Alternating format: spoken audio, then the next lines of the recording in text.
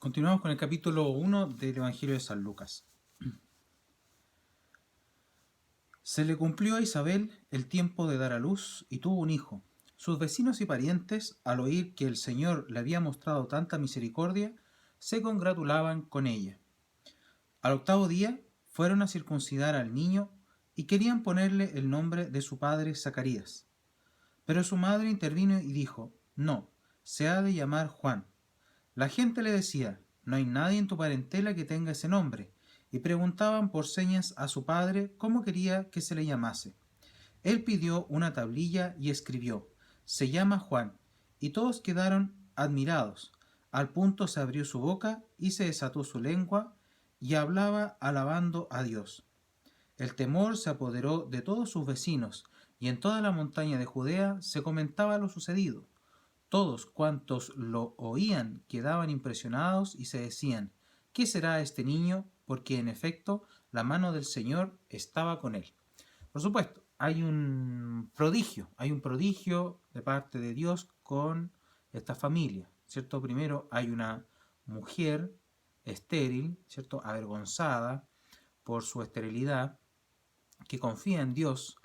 Hay un hombre piadoso, ¿cierto? Sacerdote, que es interpelado por Dios por medio del ángel Gabriel, que le dice que no tenga miedo.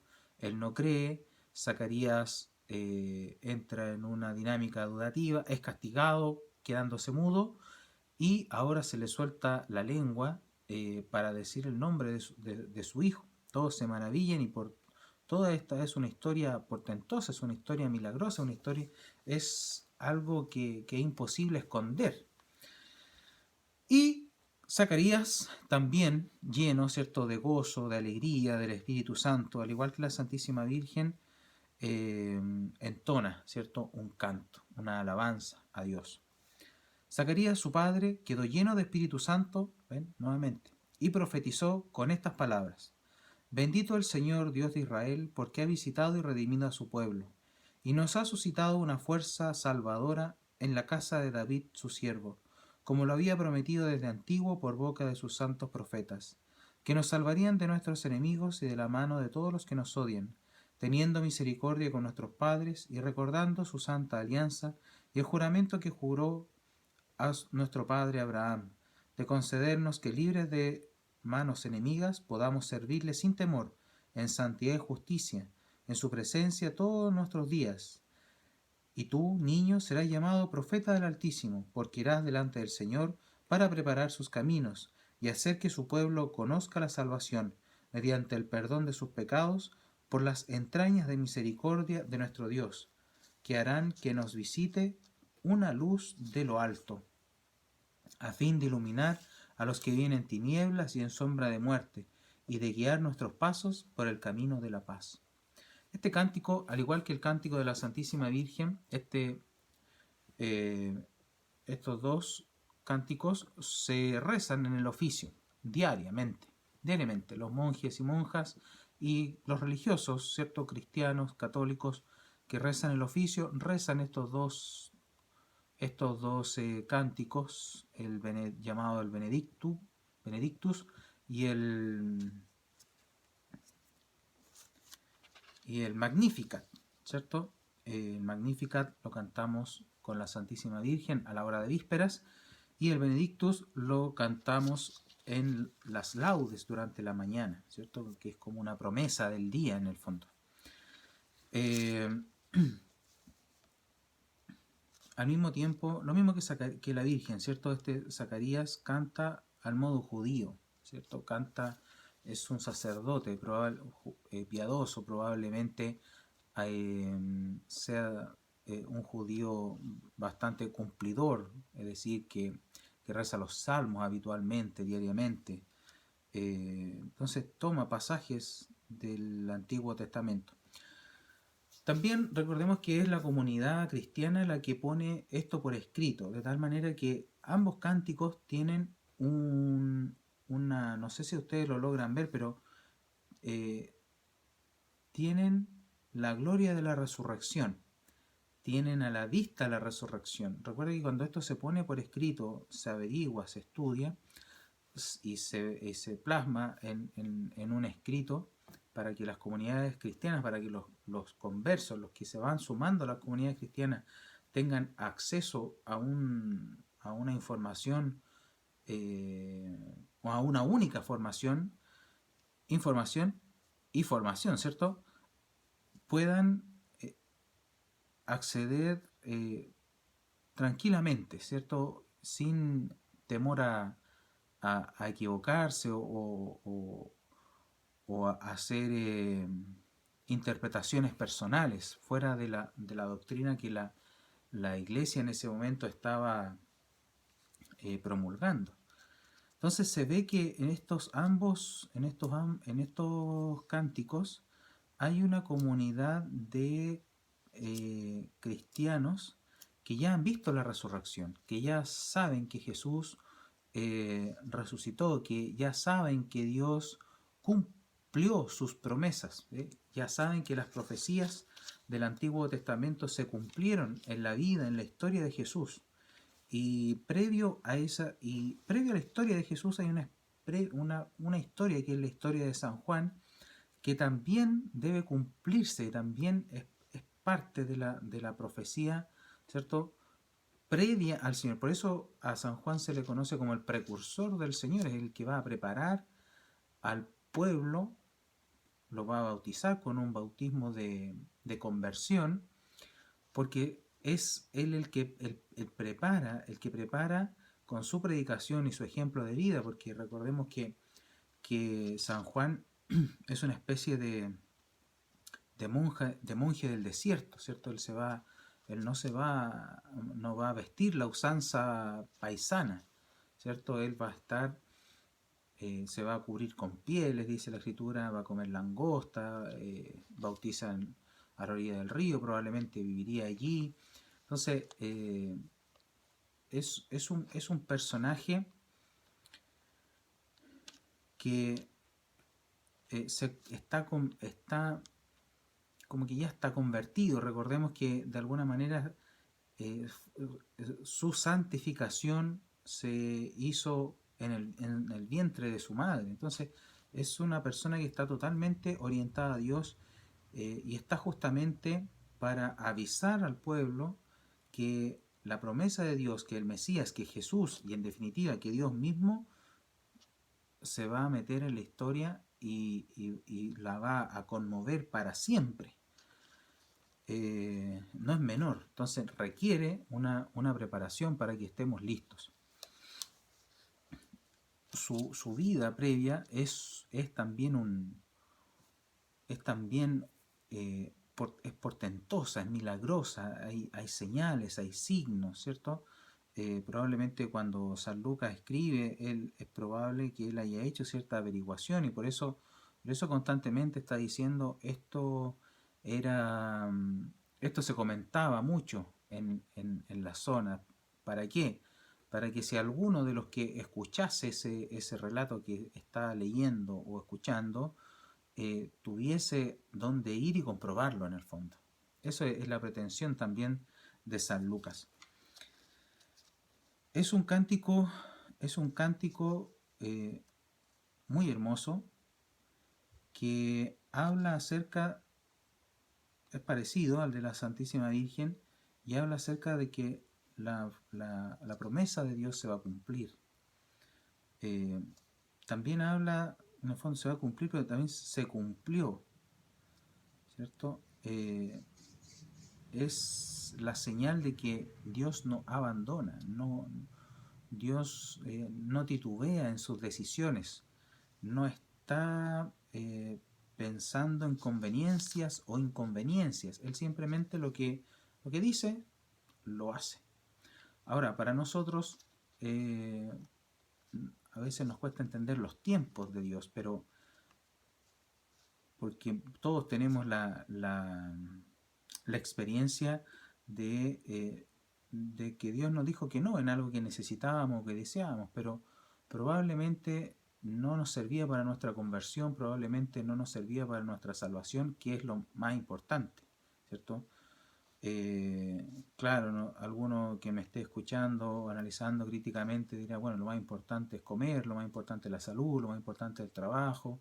Esa es una visión materialista que todo ser humano tiene, que debe trascender en el fondo.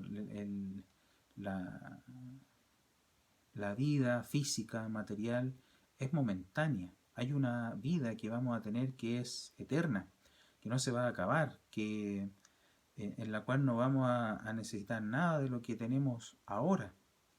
Por lo tanto, es de suma inteligencia y prioridad cuidar de esa vida futura, de esa vida futura, que esa vida futura puede ser bien en la bienaventuranza divina, contemplando a Dios por siglos y siglos, o lejos de Él por siglos y siglos.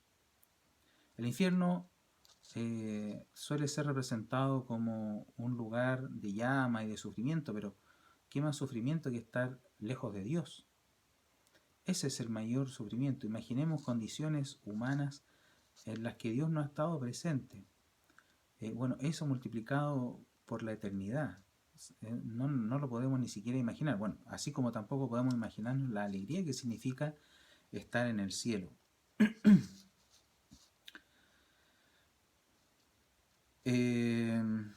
El cántico de Zacarías también es un relato, también es un cántico del pueblo judío, también hace referencia a sus antepasados, hace referencia al linaje de David, ¿cierto? En ambos cánticos, tanto como en el de Zacarías como en el de la Virgen, hay hay un tema con la humildad, con la pobreza.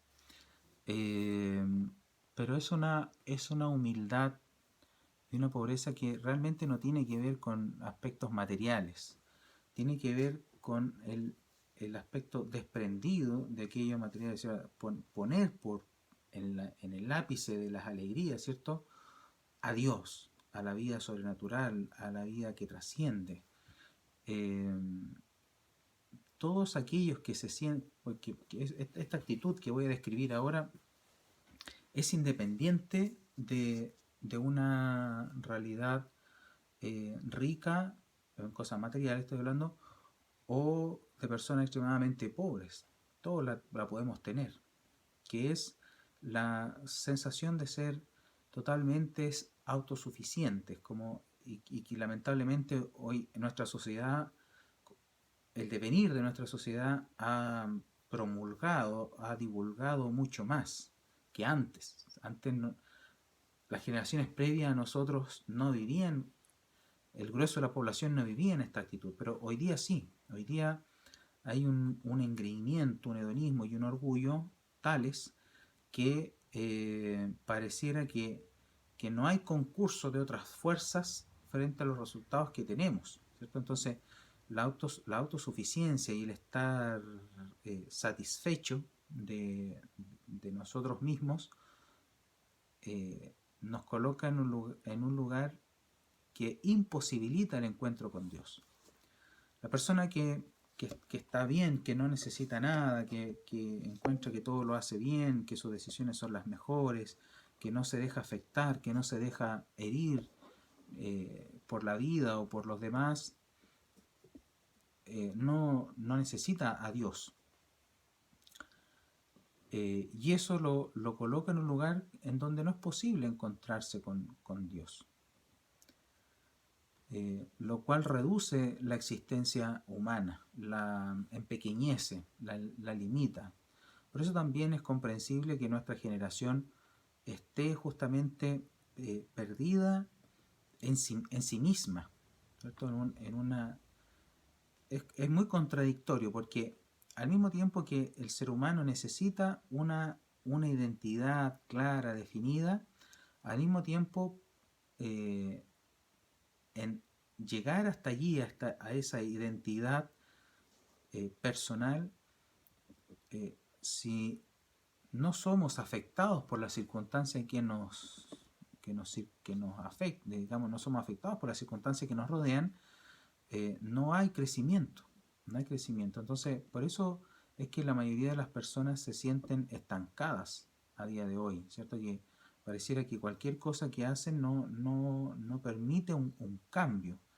Pero para que exista un cambio de crecimiento es necesario transitar la carencia, es necesario transitar el dolor, la angustia, ¿cierto? ¿Cuántas personas nosotros vemos que están gravemente enfermos, ¿cierto?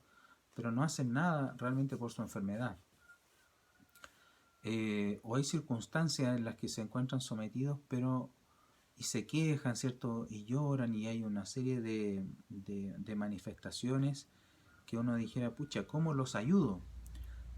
Pero en estricto rigor no están dispuestos a hacer nada porque están satisfechos de aquello que tienen, bueno o malo, beneficioso, perjudicioso o perjudicial, ¿cierto? Pero están satisfechos. Entonces, frente a eso no hay nada que hacer. Es el que carece, al que le duelen las cosas, el que se deja afectar por las cosas, el que puede hacer algo, el que puede crecer, el que puede, en definitiva, ¿cierto?, en el ámbito espiritual, encontrarse con Dios. Aquel rico, ¿cierto?, rico de sí mismo, rico de lo que sea, no tiene oportunidad de encontrarse con Dios porque está satisfecho, ¿cierto? Por eso Jesús va a ser tan drástico con los fariseos, porque ellos creen que cumpliendo, ¿cierto?, una cantidad gigantesca de mandamientos, ya están listos, ya no necesitan nada más, nada más. Y Jesús les dice que no, que esa actitud es justamente es la que imposibilita a ellos, y además ellos tienen una fuerza dirigente que provoca que otros no se encuentren con Dios. Entonces por eso va a poner, por ejemplo, más adelante a los fariseos como ejemplo de lo que no hay que hacer. Y es malinterpretado por este mismo grupo porque pareciera ser que Jesús estuviese en contra de la Sagrada Escritura, de los mandamientos. Pero no, al contrario, en otra oportunidad de decir, yo no vengo a que se cumpla hasta la última hasta la última coma de la Escritura. Pero si ustedes están en esta actitud de arrogancia, en la que no necesitan a Dios, lo cual los pone en una arrogancia supina, porque aunque yo fuera, o cualquier persona, ¿cierto?, fuera espectacular en todos los ámbitos de la vida, nunca va a ser suficiente para, por así decirlo, conquistar o atraer a Dios. Que la presencia de Dios, su cercanía, su intimidad, su amistad es gratuita. No, no, no hay posibilidad de que un ser humano pueda decir, me gané a Dios. No hay posibilidad de aquello. ¿Qué, qué, qué puedo yo, qué puede un ser humano aportarle a Dios? No le puede aportar nada porque Él es el ser justamente que no necesita de otro. Y por eso su amistad, su cercanía es tan valiosa e insondable, porque Él no necesitando absolutamente nada, porque Dios, ¿cierto?, acude a nosotros, tanto que entrega a su propio Hijo por el amor que nos tiene a nosotros. Entonces, es necesario, independientemente de las circunstancias que vivamos, mantenernos en ese lugar que necesita a Dios, que quiere tratar con Dios, que habla con Dios, que lo busca, que lo desea. No solamente satisfacerse con estar satisfecho con lo que ya se tiene, ¿cierto? Hay muchas personas que de repente dicen, tú que estás más cerca, es que Dios está cerca de todos nosotros. Tenemos que darle espacio para que esté con nosotros, porque si no, no va a estar. Porque eso sí, Dios se respeta a sí mismo. Eso sí, Dios nos ama infinitamente, pero Dios se respeta a sí mismo. Él no deja, ¿cierto?, en ningún momento este lugar que le corresponde a Dios. Él sigue siendo Dios omnipotente, poderoso, eterno, Señor de los ejércitos, como se le conoce, se respeta. Y esa misma actitud es la que nos quiere demostrar a nosotros, ¿cierto? Es un camino de dignidad que Dios quiere para nosotros. No quiere un camino de servilidad, quiere un camino de dignidad, que nosotros sigamos un camino de dignidad. Terminemos este último versículo del Evangelio de San Lucas del capítulo 1 para continuar después con el capítulo 2. El niño crecía y su espíritu se fortalecía. Vivió en lugares inhóspitos hasta el día de su manifestación a Israel. ¿Cierto? Vivió en el desierto hasta que le tocó ya derechamente, ¿cierto? Probablemente como todos nosotros, madurar su visión de vida, su propósito, y, y se dio cuenta que estaba ahí y que lo que había sucedido en su vida y cómo Dios lo hablaba y lo llamaba, era eso, ¿cierto? Vivir en la alabanza, en la predicación y intentar, ¿cierto? Hacer que el pueblo se convierta, que las personas se conviertan a Dios, que inicien un camino, que se dejen herir por Dios, ¿cierto? Esta frase de la herida de Dios es muy frecuente en la vida de los santos, ¿cierto? De alguna manera ellos experimentan que Dios, ¿cierto? Se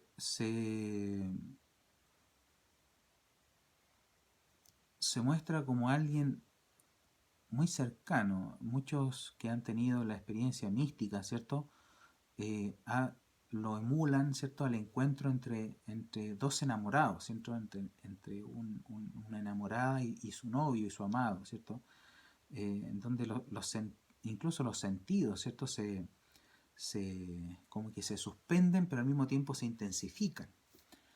Hay mucho, ¿cierto? La experiencia de San Bernardo, la experiencia de Santa Brígida, Santa Teresa de Ávila y así tantos más, San Juan de la Cruz, que vaya a decir que son todos monjes, ¿cierto? Aquellos que justamente viven una vida de austeridad sensitiva, ¿cierto? Se dejan, son heridos por Dios. Hay un deseo que no se apaga. Es como que mientras más estoy con Dios, como que el alma no logra satisfacerse, y al contrario, como entre más camino hacia la intimidad con Dios, más lo necesito, más quiero estar con Él. Es todo lo contrario como a un vicio, ¿cierto? El vicio tiene la misma dinámica, ¿cierto? Mientras más se envicia, más se necesita y más se quiere y más y más y más, pero es destructivo. Es destructivo. En este caso es recreativo. Es el alma como que, al alma como que se le adelantase la bienaventuranza eterna. Entonces, pero para eso hay que dejarse herir, ¿cierto? Y es herida porque algo se rompe en uno, ¿cierto? Algo se rompe en este creyente que ha dejado entrar en su vida a Dios. Algo se rompe. A lo mejor y por eso no es posible ya después abandonar al amado, ¿cierto? No es posible abandonar a Dios, porque esta herida, ¿cierto? Que nos hace sufrir, porque es parecido a ese amor que nos hace sufrir, pero no vamos a comparar, ¿cierto? Un amor tóxico con el amor del Señor, no. Es un misterio difícil de explicar. Algunos santos ocupan muchas imágenes. No se puede explicar del todo, ¿cierto? Que Dios es insondable, ¿cierto? Lo que podamos decir va a ser siempre poco, va a ser siempre escaso, va a ser siempre muy limitado de lo que realmente es.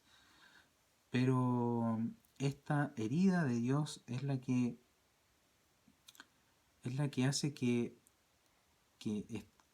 estando nosotros por las circunstancias que nos rodean, necesitados de Dios, tratamos a Dios y en ese trato de amistad cotidiano, frecuente, amoroso, afectivo, Dios pone una especie de semilla y de deseo por Él, por su persona, que no después pienso que ningún santo que lo haya experimentado, que ninguna persona que lo haya podido experimentar, haya podido después dejarse. Es por eso que el Papa Juan Pablo II después dice que el que ha visto el rostro de Cristo no lo olvidará jamás.